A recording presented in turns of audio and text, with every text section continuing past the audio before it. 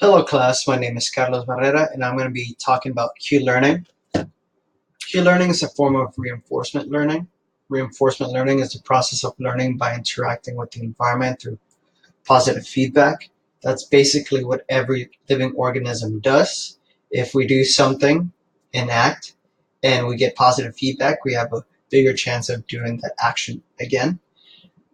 It might be hard to think of a reason why you would want to implement that in computer science, but if you really just take 3 seconds, there's so many problems that would be facilitated by implemented a reinforcement learning technique.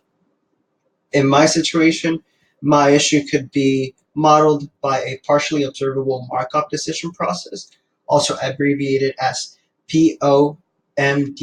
So a POMDP is a Markov decision process where the agent can't see what the true state looks like, but can observe a part of it and maintain an idea over all the possible sets. So what that basically says is that the agent or my AI will be able to see all the possibilities, right? It won't be able to predict many things, but it will be able to predict 1 or 2 steps ahead, right? So POMDPs are great for model-free learning, right? Model-free learning is when an AI learns to choose an optimal action from its interactions without needing to give the AI a model. For my situation, all the possibilities are 52 factorial. That's a big number. Could I model them? Of course, I could model them, but it would take me basically my whole project, and then I wouldn't have anything that impressive, right? Q-learning is a model-free learning technique that can be used to find the optimal action using a Q function. This is mostly implemented by trial and error, but as an iteration of a function increases, the Q value, the quality value of an action starts increasing. The quality value are put into a Q table or a quality table. A Q table is a matrix where the states are rows and the actions are columns, thus creating a model for the AI. Even though this is model free, the AI creates a model for itself, which saves me a lot of time and heartache trying to think of all the possibilities that could happen and then telling the AI to choose whatever would be optimized, right? Instead, I just let the AI play and then the AI will figure out how to play the best. Where most people get confused, or at least the thing that confused me the most, is the Q function. The Q function isn't a set equation. It's a function, right? So you can choose what equation to utilize. Many people like using deep neural networks. That's where the deep Q learning comes from.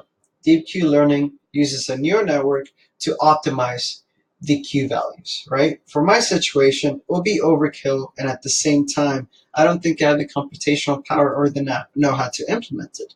So I'm going to use the Bellman equation. The Bellman equation describes the value of a problem at a certain point in terms of the payoff made by the previous decision, and it also describes the value of the remaining decision problems that result from the initial decisions. That's a mouthful, but basically what it's saying is that your AI in a certain state has so many actions that it can choose from, right? And then it can choose that action and then look ahead because, of course, it's an iteration. So it knows a couple steps ahead. And it says, which one's the best decision and what's the best decision after that? And then what's the best value from those two actions, right? If you look at the function, that's basically what it's saying. It's the max Q of S and A, right, times gamma, which gamma is the discount factor because because the future has a little bit of randomness, we want to limit how much it affects your current action, right? The discount factor tends to be 0.98, so it doesn't diminish the value that much, but it does notch it down a little bit, right? So a good example that I like to think about is like, let's say you have two doors, door A and door B. Door B is valued at 0 and door A is valued at 1. It'll be easy to tell your bot, always take the highest number, but no, it's like, don't only just take the highest number, but also look ahead. Because door B, the next door after door B could be worth 2 points, but the door after door A could be worth 0. So it would be more beneficial to take door B because that's worth 2 points than 1 point, right?